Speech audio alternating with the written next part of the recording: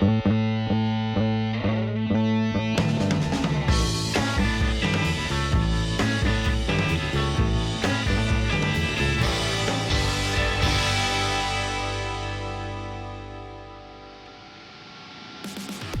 at that. Got the black on the tail. The lure of fishing is almost as old as humankind, and the fishing lure has almost always been an essential part of the process. Today, anglers have a universe of lures to choose from, all designed to make fish bite in every possible environment. And when it comes to serious bass anglers, most of them can remember the lure they had tied on when they caught their first bass. It was such a long time ago, but I remember that first bass like it was yesterday. I remember my grandfather, he had a tackle box, and I remember going in that box and taking a lure out, and it was a 9S Rapala minnow bait. I remember a fish exploding on it. I caught my first one when I was 6 years old, fishing with my dad, and he handed me a rod and reel, and it had his favorite lure, red and white floating, Lucky 13. And I heard something, and here's this red bait on his nose coming out of the water. I don't know when I caught my first fish. I cannot remember my first fishing trip. I probably was like in diapers or something. I was in a cast, and I could barely get around. I was on crutches, and I had a little cane pole, and I took a little minnow, and I caught a little bass. I learned to fish different baits. I was kind of a spinnerbait kind of a guy, and I learned to fish jigs and little crankbaits and all sorts of things that I didn't know how to fish. The yellow spotted lazy eye back in those days, an old wooden plug, threw it out there and actually watched the fish eat it. Probably an old shyster spinner. Remember the old shysters? There's an orange body with a silver blade on it, little dress treble on the back. The one thing about that shyster spinner, it'd catch anything. You could catch trout, bass, you know, it was just a unique little old lure. And that was always one of my favorites when I was young.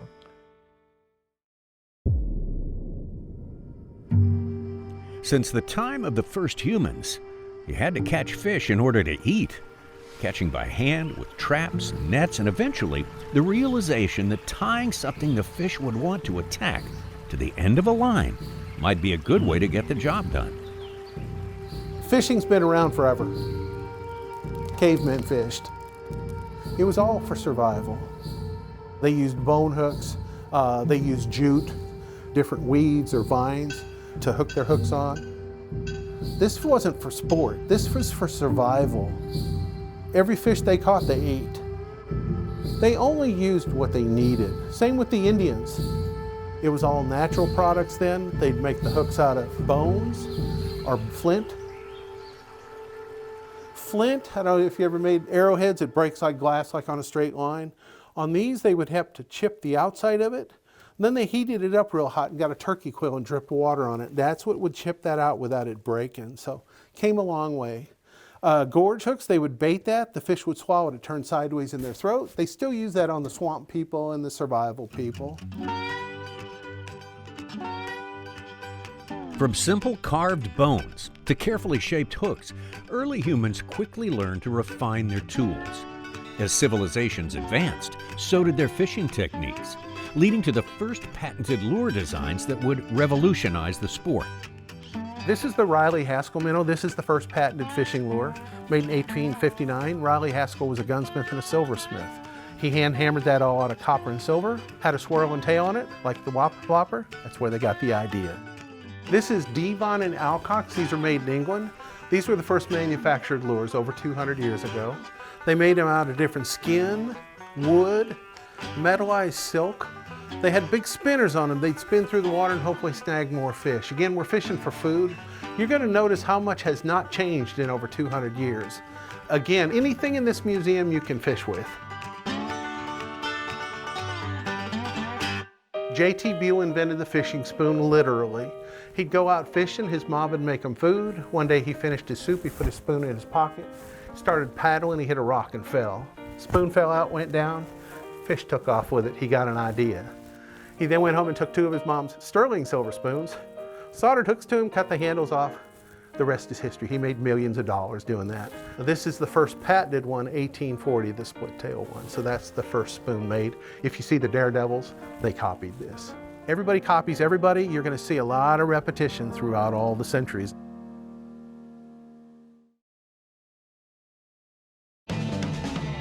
You're watching The Cast, presented by Bass Pro Shops.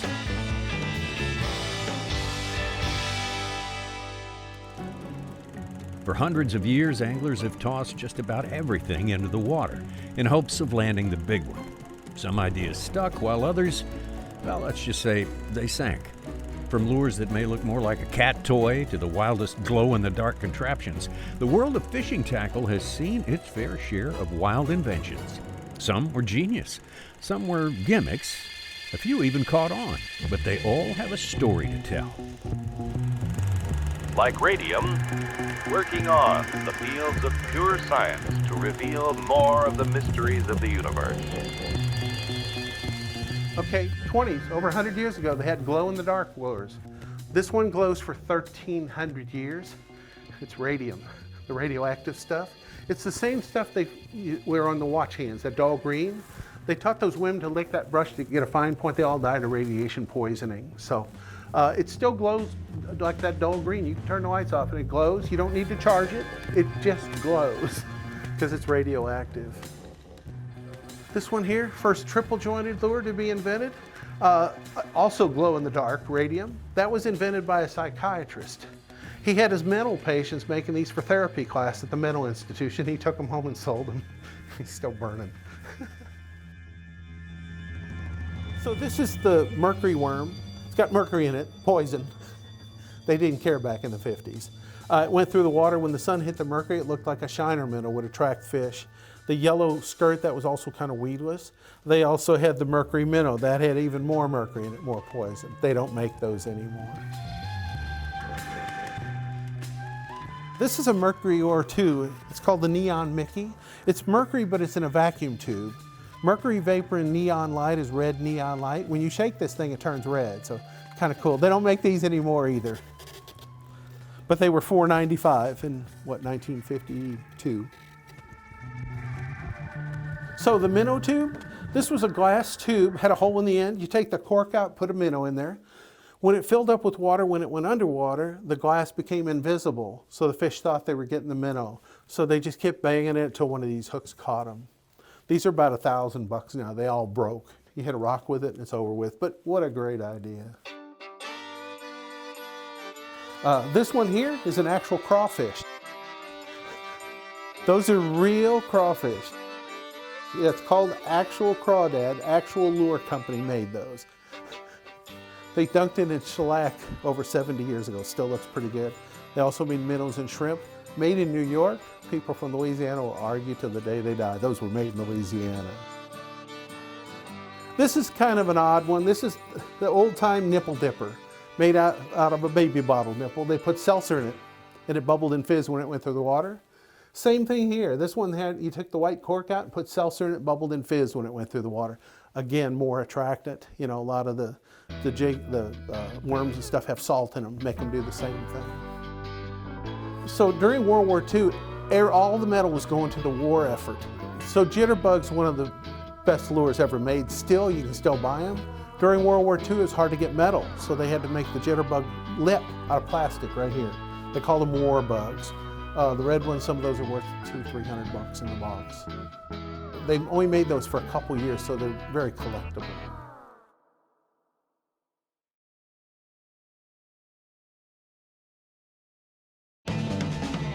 You're watching The Cast, presented by Bass Pro Shops.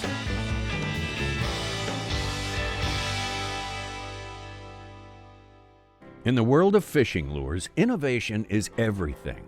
Innovators constantly race to push boundaries, sometimes by breaking new ground, other times by finding clever ways around patents to put their own spin on proven designs. This is the Comstock Flying Hellgrammite. That's the first spinnerbait, guys. He made that in 1883. He took that to Pfluger to see if they would make that for him and distribute it for him. Instead, they copied it. So he took them to court. We think it's the first lawsuit in the fishing industry since it was the first patented wooden lure. These are the actual 2 lures that were used in that court case. The judge made him cut off all the points on the hook so he wouldn't hurt his little baby fingers. Anyway, it drug out and drug out. He won the case, but he died broke. That's one of the first spinnerbaits, and that still has wonderful action today. I wish I could fish with that today. So, the Bassarino, that was South Bend's #1 lure of all time. Red and white, #1 color. There were 70 different colors. And then Hedden came out with the Lucky 13. Still great lures today. You can still buy them today at the stores. Looks just like that. It's the same lure. They just turned it upside down, broke the patent. Laurie Rapala invented the Rapala. He was watching minnows swim, and the wounded ones were always the one that got bit first. So he started carving these out of pine bark. It wasn't consistent enough. Then they started making them out of balsa wood, which is still the most realistic wood there is. They wrapped them with chocolate wrappers. You can actually see that wrapper underneath there. Then they melted down celluloid movie film and dunked them in there. That's what put the clear coat on it. In 1962, it was such a good lure, they did an article on it in Life magazine. Happened to be with Maryland. That's the #1 selling Life magazine in history. It wasn't because of the lure. All the guys that were looking at Maryland were fishermen. The next page was his article. They had orders for over 1 million of these. They didn't know what to do. It was in 1962. They started renting these for $100 a weekend. If you lost it, it was $150. Still my favorite lure. You heard of the Whopper Plopper? This is the Whopper Stopper. Made 1947. It went backwards like a crawfish. You cast them up almost to the shore and then bring them back fast. It would dig in, drive the fish crazy. Then a guy took that bent tail and made it straight, and they called that one the Bomber. So, and then another guy took the swivel off the back and put it on the front. So it just, everybody copies, everybody makes it a little bit better. That's how it goes. These are still great lures today. As fishing lures were evolving, so did the techniques that define the competitive sport of bass fishing. To get a true sense of what worked, we sat down with the winner of the very first Bassmaster Classic to revisit some of his favorites from the era. From trusted standbys to game-changing innovations, these were the lures that helped shape competitive bass fishing. Every fish that strikes your lure is telling you something. Speed, depth, color, size. The iconic brands that we had on the market back then were Rebels, Bombers, Cotton Cordell, Smithwick, which still remain the really iconic brands of today. And this little old, where is it, right here? This was one of our most popular lures back then. That's a little 400 series Bomber. You can throw this into anything, any kind of cover or tree. There's be a few old logs or stuff, but the way that thing had hit something, it would wind itself through one of those old cedar trees or a piece of brush. But, you know, these old lures performed the service that we needed at the time, getting it close to the cover, something with a lot of action on it that didn't hang up. So for 35 years, that was the lure back when I was a kid, and all the way when I became a professional angler. I still got some in my tackle box today. I can still catch them on it. So you can still catch a fish on them, can't That's right. And another one of my favorites is my search bait, which this is a Cordell Spot. And a little interesting story about this. When we started building this back in the early 70s, this thing had a solid rattle nose in it. The girls that were gluing it together made a mistake and they put a smaller rattle in it, and that's when it became the Rattle Spot. And that is a built-in fish call. They'd call us back from the factory and say, send us some of those spots that rattle. We don't want the ones that don't rattle. But that started the whole rattle business and the whole fishing industry right there. And it was simply a mistake that worked out to the good.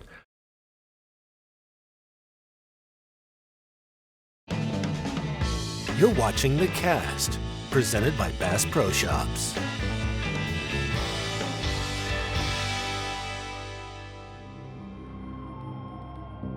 You know, I came from a long line of fishermen.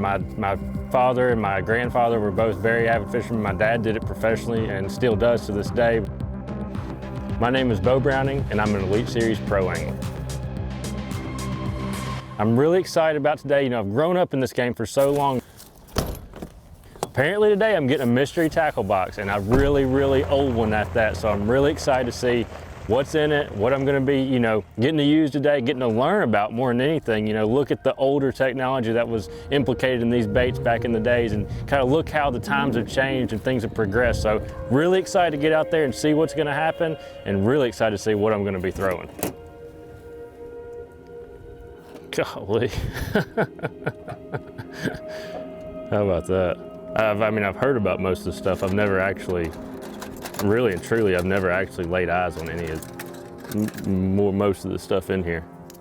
Wooden head and torpedoes, and I would say times have changed a little bit. I don't see any Jackal re-ranges, Vision 110s, chatterbaits, nothing like that. So might have our work cut out for us a little bit today, but they caught them at one time, they can catch them again. Red and white must have been a really big color at the time. I mean, I see a lot of stuff in here. It's white with a red head on it and really unique. And then some, I don't know if you would call it like a frog or a, I guess you could call it even like a baby bass maybe. I don't know. It's unique, but kind of basic color schemes. But you know, a lot of anglers nowadays currently kind of tend to go to a more basic. I mean, you see guys throwing like white chatterbaits and things like that, and nothing special, just a white.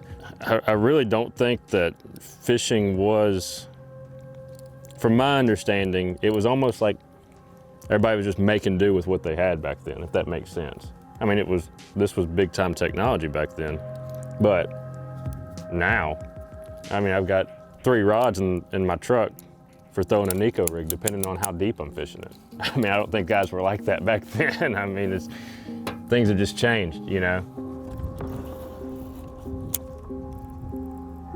Oh, I can catch one on that.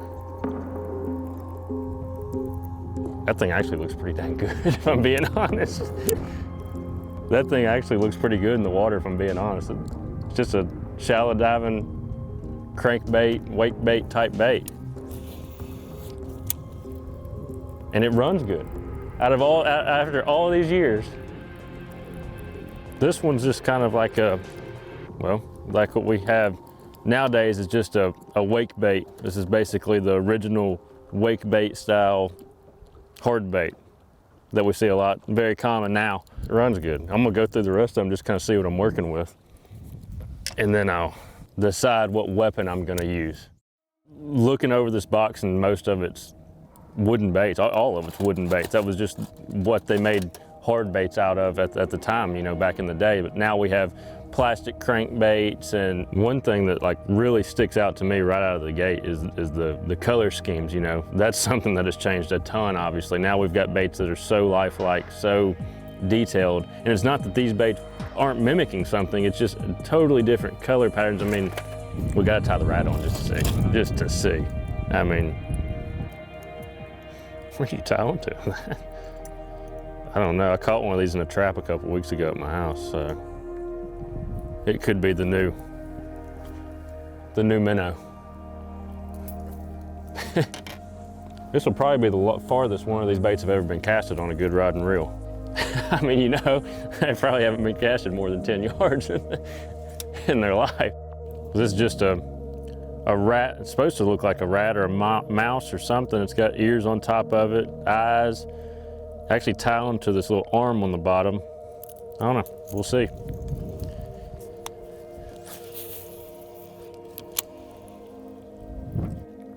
And then it's got a big blade on the back that kind of makes it plop through the water, almost like a plopping style bait we see today a lot.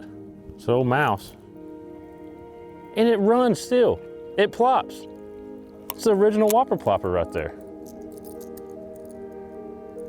That's the craziest thing. I'm mind blown. You want me to catch one real quick? I mean, all right, y'all ready to go? I'm ready.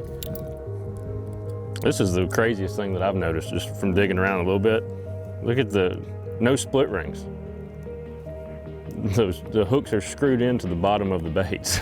That's bizarre to me to wrap my head around, but it's a Head and River Runt Spook Sinker. I think this one sinks, is what it said. It does sink. How does it run? Damn, they all run good. That's incredible. Runs just like a 2.5 square bill. Oh, we're gonna catch them. Just wait. I didn't realize these guys were holding back gems on us from back in the day. Well, when I first looked at these baits in this box and stuff, I didn't know if they were gonna be running upside down, if they'd even run, if they were gonna fall apart when they hit the water, but like this one in my hand runs great. I mean, it does. I actually feel like I can fish it and get bit, have a realistic chance of getting bit. As far as they don't make them like they used to, they kind of do. I mean, really and truly. Like you can see how it mimics a new crankbait, a new square bill, how it mimics something like this old crankbait. It does the same, it's got the same goal at hand to do. It's to wobble and dive. And it's the same thing, it's just now we have 600 different crankbaits out there to fish with, and that one will still stick a stick just like one will nowadays. I mean, come on. It is pretty crazy to think about that this was where it started, you know, like you might look at bait designers now and they have something to go off of because stuff's out there already, but when these baits were being designed, there was nothing even, it wasn't a blueprint to start with. So now you see a lot of, we're taking something and we're modifying it to make it better. Back then, they had to start from scratch pretty basically. This type of wooden baits, you don't see them anymore. You know, we've evolutionized over time, and so the balsa square bill's still big, but as far as these old Lucky 13s and heading, you know, I would go on, but I don't know the names of them even. So it is neat to see, you know, the evolution. They can't make baits like this anymore, and they never will.